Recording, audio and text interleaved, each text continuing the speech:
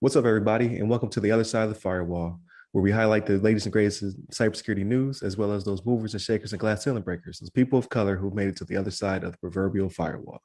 My name is Ryan Williams, and as always, I'm joined by Shannon Tynes. What's up? What's up? And LeVon Maynard. What up? What is going on?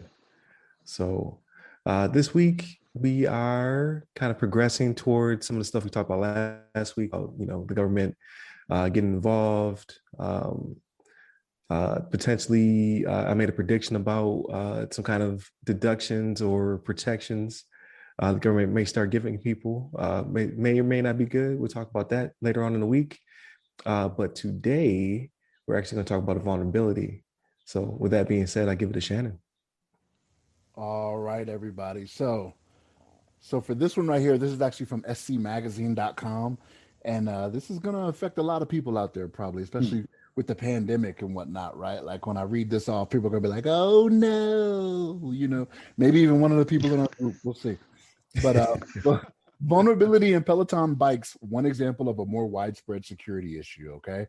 So when you hear that, you're like, Peloton, like the ones in the commercial and everything? Yes, that Peloton, like the bike and treadmill company. So what happened was they found a flaw in the Android verified boot process for the Peloton Bike Plus, which left the system vulnerable. So what it is you can actually boot this system up, you know what I mean? And with an image that is not the one that's native to the bike, and you can start gaining access and doing things. Now for this vulnerability, I will tell you, to initially do it, you do have to actually have physical access to the bike.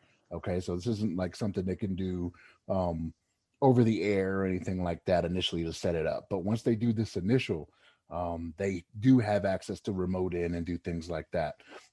So what it is this allows people to establish a reverse shell. Right. So let's just say, for example, right, somebody gets into a Peloton factory, right, and they start going to these systems, booting them up, and they create this, they put this image in there and they create this reverse shell, right?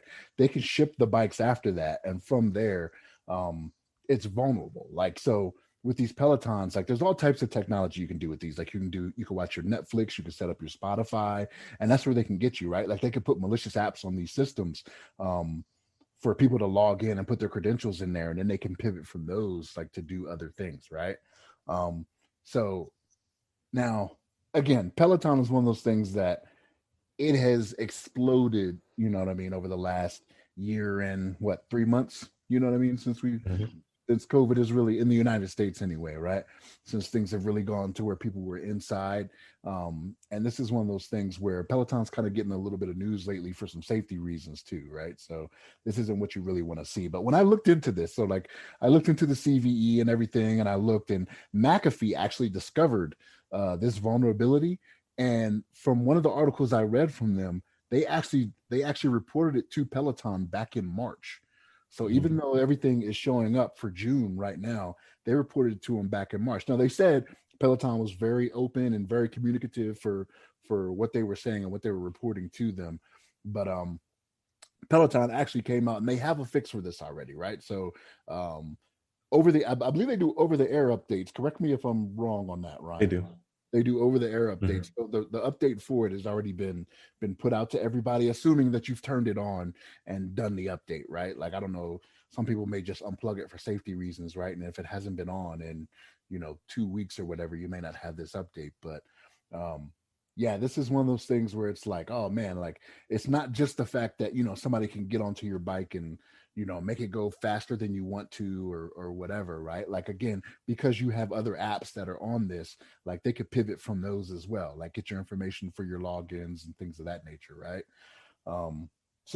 And here's the thing, right? Like if they get your Netflix login, right? Like they can get, your card information out of there, for your account, you know what I mean? Start racking up credit card charges, doing crazy stuff like that. And one of the things with this is, when you think Peloton, everybody thinks the bikes. They also have treadmills as well that were also vulnerable to this as well, right? So, this is one of those. It's like, oh man, like a lot of people. I think they want to say it was something like 4.4 million customers or something like that for Peloton.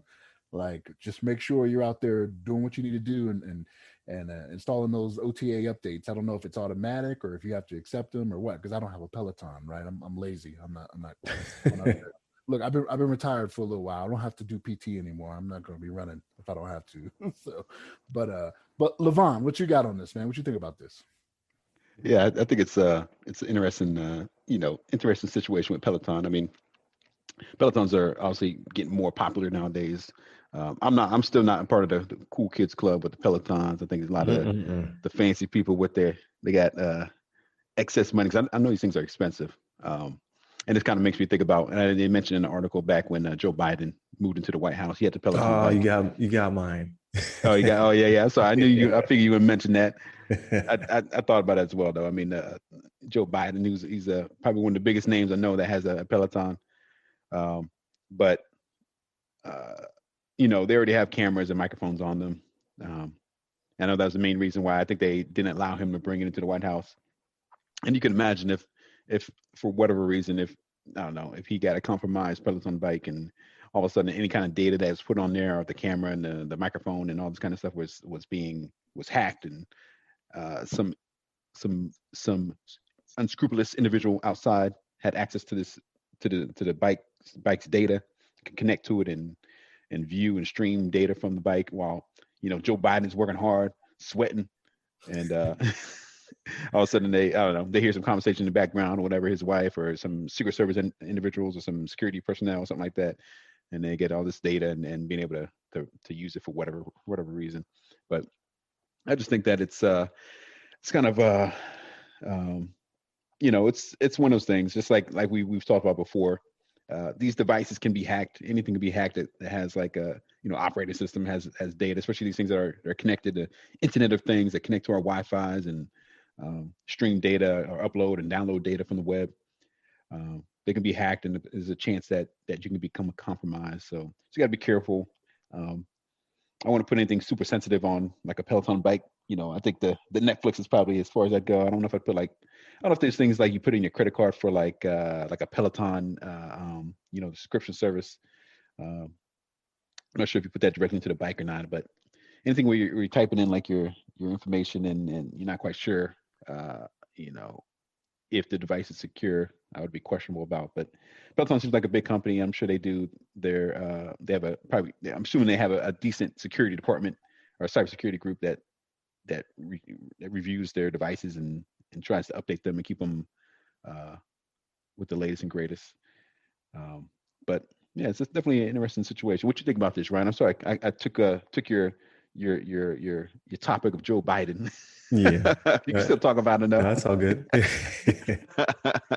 But so we do have one. I've never seen it in person because of the pandemic, and when I left, there's delay, so we bought it. But luckily, my wife got it just for Christmas.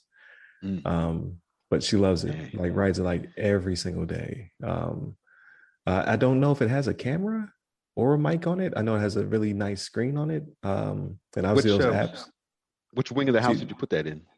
Yeah, no. sorry to cut you off there.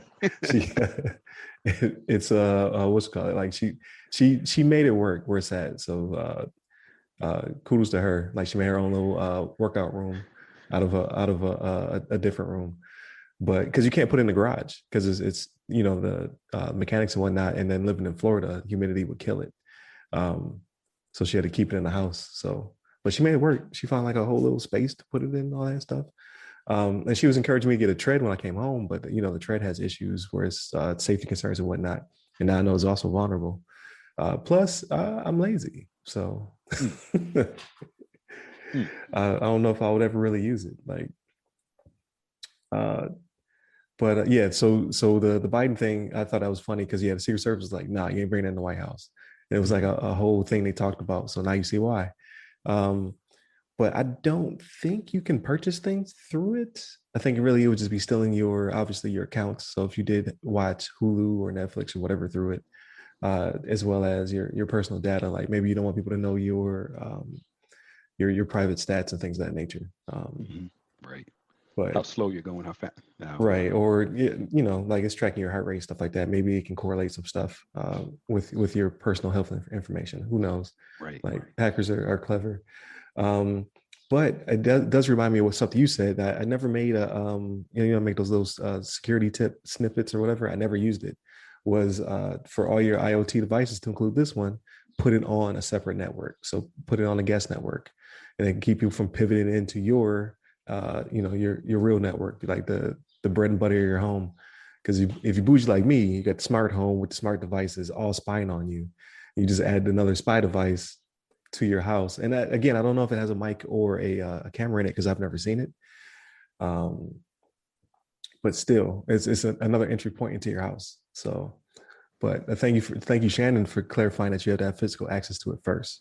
So that does make me feel a little bit better. But obviously, a vulnerability, people just keep grinding on it until they find another way of getting in, right? But if you do have one and you use it as frequently as my significant other, then it's already passed itself. But if not, go ahead, plug that thing in, and get your update to keep yourself safe and secure. So like LeVon took your point and you took mine, because I was going to reference the guest. Yeah, there you go. Guess Internet of Things. I was going to be like, LeVon, you mentioned this before. This is how you can. This is how you That's can right. remediate. Pivot. You know what I mean? Yeah. Yeah, that's good. That's some good information for sure. I forgot to mention that. I know we talked about it offline, but yeah, help keep your network safe. Just kind of use put your IoT devices on a guest network. But yeah, I think this is kind of interesting. I mean, I'm not rich enough to have a Peloton bike, but I think it's a good thing that these things were discovered. And then it seems like it'd be kind of a low risk. I mean, I don't know how many people would, like, I guess depending between the warehouse, wherever they ship them from, to when they get delivered. I guess somebody would be like in between would be like, oh, let me open up this box and access the console and like upload my data, my new operating system, or whatever, the image, and then have it delivered, and then wait for you to boot it up and all this kind of stuff. But well, it could be the person that assembles it in the house, though, right? So like if you have somebody, and maybe they don't do this. I know they do this for, like, if you do the mirror or the vault, like, if I don't know if you guys have seen those, like you can have a technician come out. Like, it's just as simple as them having a USB that has this image on it. Like, you may not even know, like, if you're not technically savvy, if you're not looking over their shoulder or whatever, or if you just leave them to do whatever and just say, come get me when you're done, it could be them that just sticks it in there, puts that image on there, and then be like, you know what I mean? You're none the wiser. Right. And they do assemble it for you. That is true. While you got your pinky up, like, put that. That's right. Rub my feet when you're done. Yeah. I will need it in the West Wing facing south. Oh man. But that's all good info. And we haven't had a vulnerability that was being worked on in a while. I think the last one we talked about was Apple. Apple's having those issues where you can basically spy on people mid-conversation. So, you just never know. And again, I wish I had looked into the specs to see if it had a camera and mic. I don't think so, but I would not be surprised. But I think it really is just the mechanics of the machine and the screen. And from what my wife told me, it actually will change the resistance and things like that. Like, you basically put on autopilot. So like your instructor is controlling the resistance on the bike and et cetera. So it's pretty cool. I love gadgets, so I can't wait to play with it. But they will be the my undoing. Right. Everything in that house is talking to each other. They're gonna team up on me sooner or later. Yeah. Yeah, I was looking at the article. I guess they do. Apparently, they do have mics, and I don't know if you can chat with your with the instructor or something like that. And be like, hey, can you slow it down? I'm getting a little winded over here or something. Yeah. Hey, help me out. Yeah, I don't know. I don't know what that would be used for. It's crazy. Like, maybe if you're working out with a buddy, like online, like you can talk to them through their bike. I don't know. Now I got to research. Right. Maybe I should buy 2 Pelotons so I can ride my wife. I can't afford 2 Pelotons. That's right.